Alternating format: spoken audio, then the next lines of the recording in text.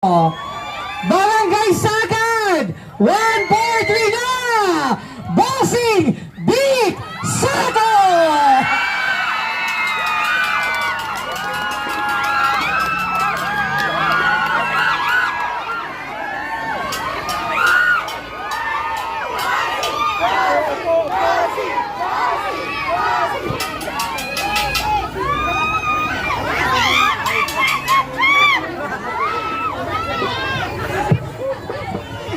Hi fans!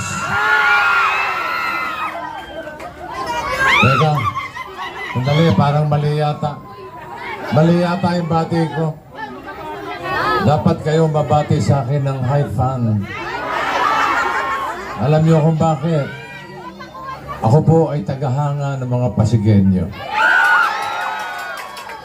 Ako'y napahanga ninyo eh. Dahil dito po sa ating lungsod sa Pasig, ang mga Pasigueño ipinakita sa buong bansa, sa buong mundo na kaya palang labanan at sumpuin ang korupsyon. Yun ang inyong ginawa. Yun ang pwedeng ipagmalaki ng ating mga kababayan dito sa Pasig, ang mga Pasigueño. Nakita ko po ang inyong giting. Nakita ko po ang inyong tapang. Nakita ko po ang inyong dignidad dahil na rin po sa inyo yun, dahil kayo po ang nagluklok sa mga taong nasa harap po ninyo ngayon. Kaya ako po ay tagahanga ng mga Pasigueño. Mabuhay po kayo.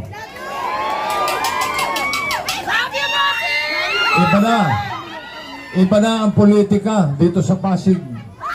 Kaya siguraduhin po natin na sa darating na hindi itong Lunes, yung susunod na Lunes, siguraduhin natin huwag nang babalik ang luma at madilim na politika nung araw. Politikang may kasamang, may bahid ng korupsyon. Politika ng pagnanakaw. Politika ng mga puro pangako na napapako. Hindi lang pako, pati martilyo, ipupukpok sa ating mga ulo. Huwag na po tayo bumalik doon. Lalo na po yung politika ng paninira. Politikang panunuhol. Hindi po kayang bayaran ang ating mga boto. Hindi po, wala pong halagang maipapantay ang sino man sa ating mga boto, sa ating dignidad.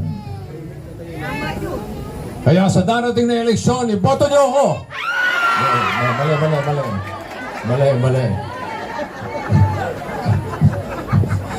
Straight Giting ng Pasig. Ituloy natin ang kagitingan ng mga Pasigueño. 143, alam nyo na. Number 1, Roman Romulo. Number 4, Number 3? Very good. Bigyan ko kayong 95 sa inyong mga grade. Hindi ko na po masyado pakakahaba ng aking talumpati at baka sa ganda ng aking talumpati ako'y maiboto yung senador. Iba po ay iboboto natin yung nakababata ko pong kapatid.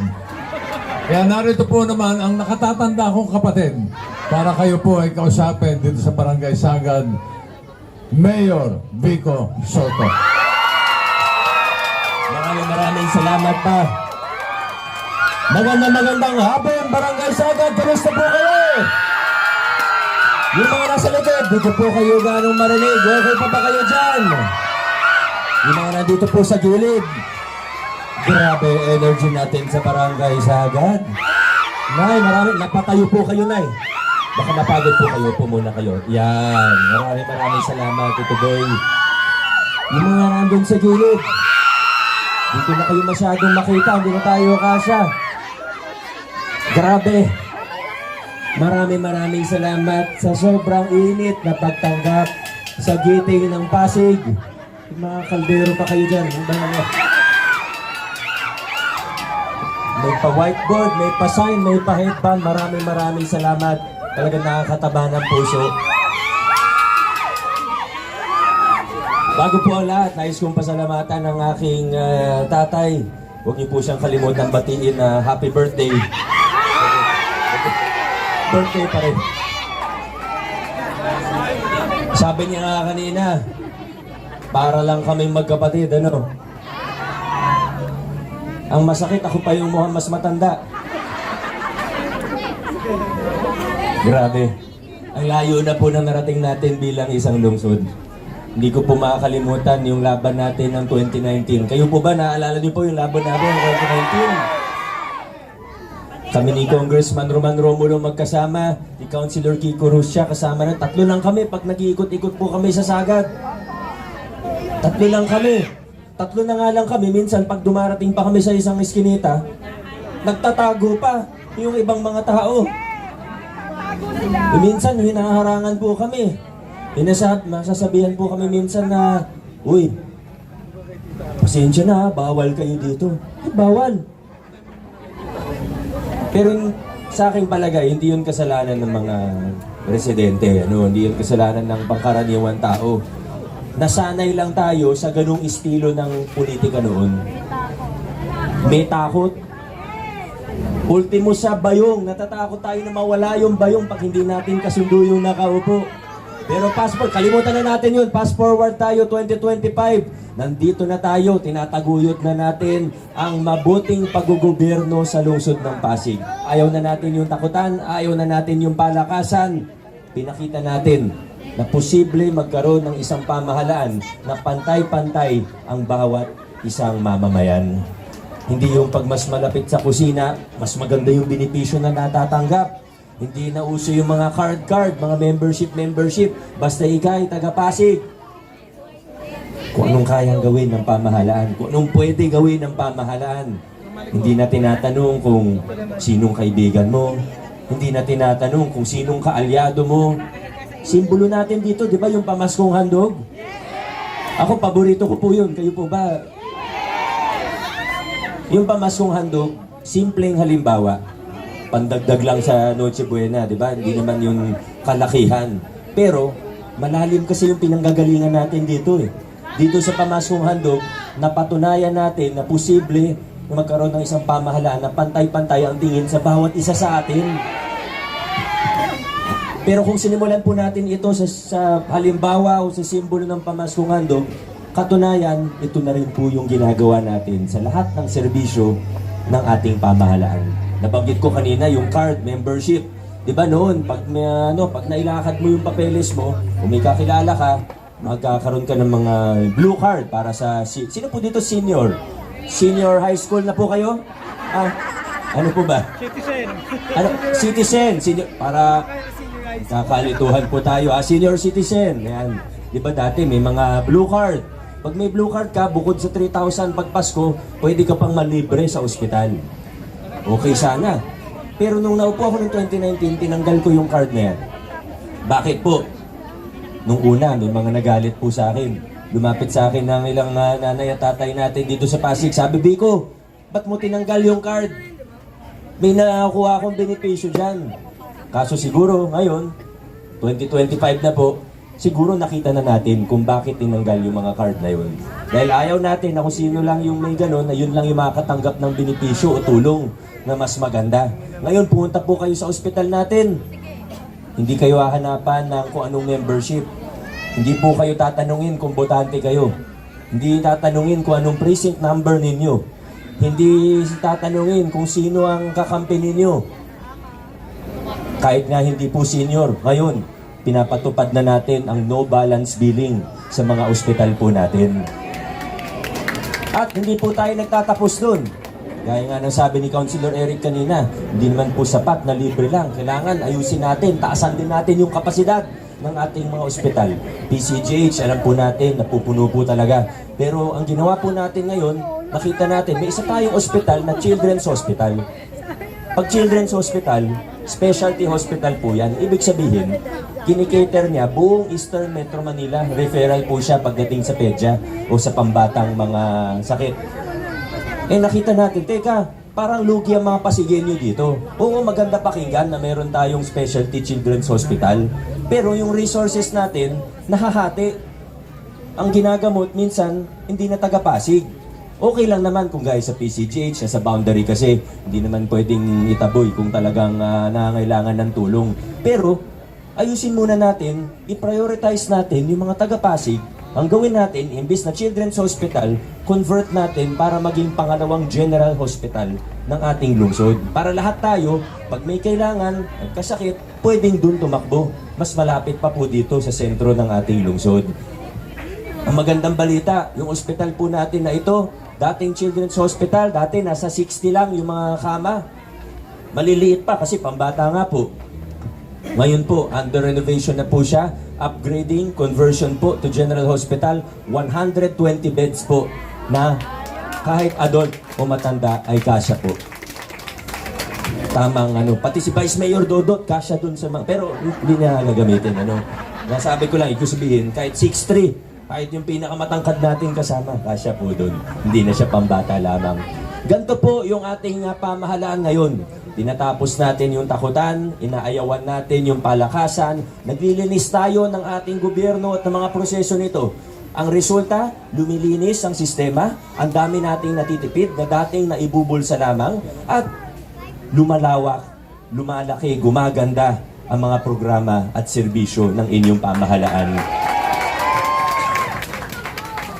Sa kasamaang palad, may ilang pong taga-Pasig na mas gusto nila na bumalik tayo dun sa mga lumang style, yung mga tradisyonal na politika, yung mga style na medyo, sabihin na natin, bulok na paglumaan na yung style. Ano po yung tinutukoy natin?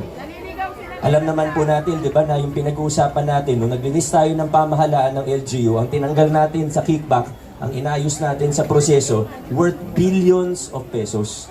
Bilyon-bilyong piso po ang pinag-uusapan natin dito. Alam naman po natin, sa kahit anong pinakamaliit na pagbabago, sigurado na may kahit isang tututol. Sa HOA pa nga lang, pag may pinalitan lang na isang maliit na patakaran, sigurado may residente na natututol.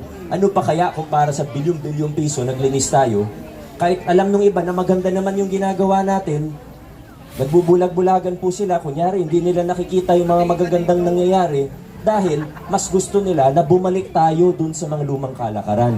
Dahil mas nakikinabang sila dun sa mga lumang kalakaran. Alam niyo, para sa akin, ang pinakamalaking patunay na totoo yung paglilinis at pag-aayos natin ng pamahalaan. Alam niyo po kung ano? Pansinin po ninyo, yung mga kilalang, sabihin ko na ng diretsyo, hindi na po ako mahiya sa inyo yung mga kilalang korap, yung mga kilalang nakikinabang noon sa mga lumang kalakaran, pansinin po ninyo, lahat sila ayaw sa akin. Dahil, ito mga kaibigan, seryosong usapan lang po. Kung yung mga kakilala yung kurap at gumagawa ng mga hindi maganda noon, kung yung mga taong yun laging sumasama sa akin at ngayon 2025 ay kasama ko, ako yung sinusuportahan, naku, magduda po kayo sa akin. Pero kita nyo naman po, yung mga kakilala nyo na ganun ang ginagawa, alam nyo na po kung nasaan sila. Yung mga hindi matanggap yung makabagong politika, yung ayaw pumayag na walang porsyento pag may kontrata ang pamahalaan. Yung mga ayaw sa makabagong estilo, di ba? Ano po isa sa pagbabagong pinatupad natin mula 2019? Bawal ang muka o pangalan ng politiko sa kahit anong city government project. Pag pera ng taong bayan, hindi natin inaangkin. Pag property ng taong bayan, hindi natin inaangkin. May nakita na po ba kayong project nakalagay, Project of Mayor Vico Soto? Alam niyo po ba, noong 2019, sabi sa akin ng ibang kaibigan ko, mga mas batikan sa akin, sabi nila, Vico, pag hindi ka naglagay ng pangalan mo sa mga proyekto ng City Hall, baka hindi ka na manalo sa 2022. Kanila. Sabi ko, bakit naman? Isipin ng tao, wala kang ginawa. Sasabihin ng kalaban mo, wala kang ginawa. Kasi walang pangalan Poste ng ilaw. Nakalibo yata tayong bagong poste ng ilaw. Sa totoo lang, pero may nakita po kayo kahit isang letter B. Bawal na po yan sa Pasig ngayon. Pero may mga iba, hindi nila matanggap yung makabagong estilo ng politika. Na-stack up po sila dun sa lumang kalakaran. Hindi na po sila siguro, hindi na nila kaya mag-adjust. Hayaan niyo po sila. Basta tayo, dire-diretso. Iwan na natin sila, dire-diretso. Paabante tayo sa lungsod ng Pasig. Gusto man ng iba na lumiko pa tayo, hindi na po. Kailangan kung anong nasimulan natin pagbabago, pagpatuloy natin kung anong nasimulan natin na reforma, paigtingin pa po natin ngayong 2025. Noong 2022, may magandang nangyari dahil binigyan niyo po ako ng mga kasama sa ating konseho. 2019, nabanggit ko na po kanina, kasama natin ang ating number 1 na kasangga. Wala na pong iba, kundi ang ating congressman. Dahil bago tingnan niyo po yung pink na pamaypay. Kasi, opo, si Kong Roman kanina, hindi na siya nagbanggit ng mga batas na ipinasa niya. Pero sa totoo lang po, pag may time po kayo, tingnan niyo yung pamaypay o kaya yung Facebook page. Hindi na para ako yung magkwento sa inyo, pero ito lang po ang masasabi ko. Sa dami ng kongresista sa Pilipinas, isa sa pinaka-produktibo, isa sa pinaka-mahusay, kundi ang pinaka-congressman, Roman Romulo po yan. Pag hindi na po kayo naiinitan, basahin niyo po yung pamaypay niya. Pero noong 2022, nagkaroon din tayo ng kasama na maayos sa konseho. Kasi ang hirap po, isipin niyo noong 2019 to 2022. May mga pinapatupad tayong pagbabago. O may mga kontrata ang City Hall. Sasabihin ko, Mayor, walang kickback. O, wala nang ganyan ha. Tapos na yung ganyang kalakaran. Okay, sisimula na yung project. Tapos mababalitaan mo. May bubulong sa akin, Mayor, yung isang konsehal nang hihingi sa kontratista. Ang hirap. Ang dami na nga problema na laki ng City Hall po natin, ang laki ng lungsod natin. Hindi naman tayo mauubusan ng problema. Araw-araw may trabaho, araw-araw maraming kailangan gawin. Tapos dadagdag pa yung mga ganong klaseng walang kwentang problema. Pero mula 2022, nagkaroon tayo ng mga kasama. Majority sa ating City Council at importante, yung Vice Mayor natin ngayon, maayos. Vice Mayor natin ngayon, pumapasok. Vice Mayor natin ngayon, ni ayaw magpalit. May meeting kami, 7:30 a.m. 7:29, nandun na po siya mga kaibigan. At yung mga konsehal natin, banggitin ka lang po na mabilis, kasi 5 po sa konsehal natin papunta na sa ikalawang termino. Kung wala po silang ginawa, kung tinamad-tamad lang po sila, ako na po magsasabi, wag na natin sila isama. Pero yung mga kasama natin na ito, yung 5 konsehal po natin ngayon, sa loob ng 3 taon lamang, ang dami pong nagawa. Kaya makikita po ninyo mula 2022, bumilis ang andar ng inyong pamahalaan. Si Councilor Simon, siya po yung tumindig para maban ang pogo sa lungsod ng Pasig. Ang laking bagay po niyan. Si Councilor Pao Santiago, siya po yung nanguna para sa expansion ng local senior pension po natin. Para makasama na po ang marami sa inyo. Si Councilor Kiko, nakatulong na sa mahigit 3,000 pamilya Pasigueño para maayos yung problema nila sa lupa. Councilor Kiko. Si Councilor Volta, bukod sa napakapogi, huwag po kayo magalit. Nay, nagjo-joke lang po ako. Binawi pa eh.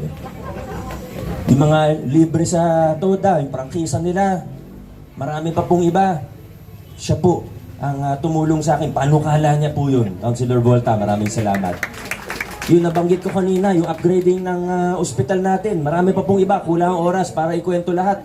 Councilor Eric Gonzales naman po. Nagtrabaho po ang mga taong ito.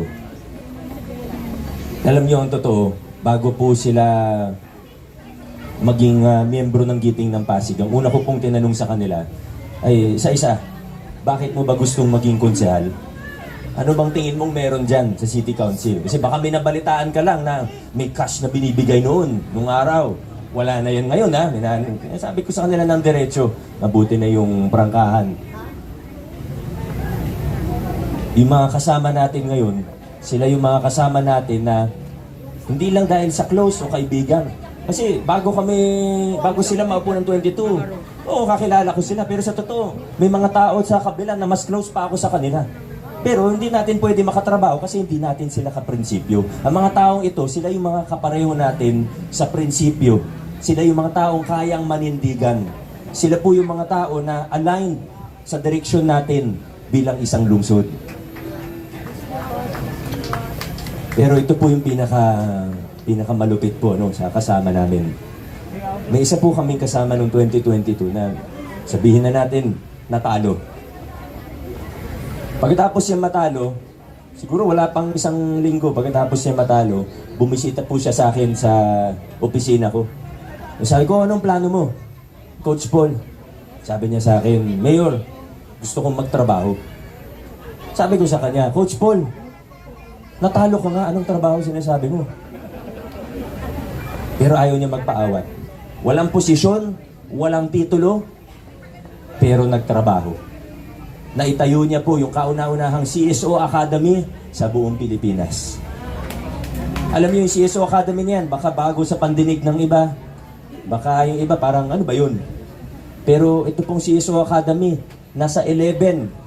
Hindi ko lang alam yung saktong bilang, pero nasa 11 po yung bilang ko ng ibang LGU sa Pilipinas na pumunta sa Pasig para pag-aralan yung nasimulan ni Coach Paul Sinogat. Coach Paul, maraming salamat. Talagang deserving itong si Coach Paul na maging konsehal.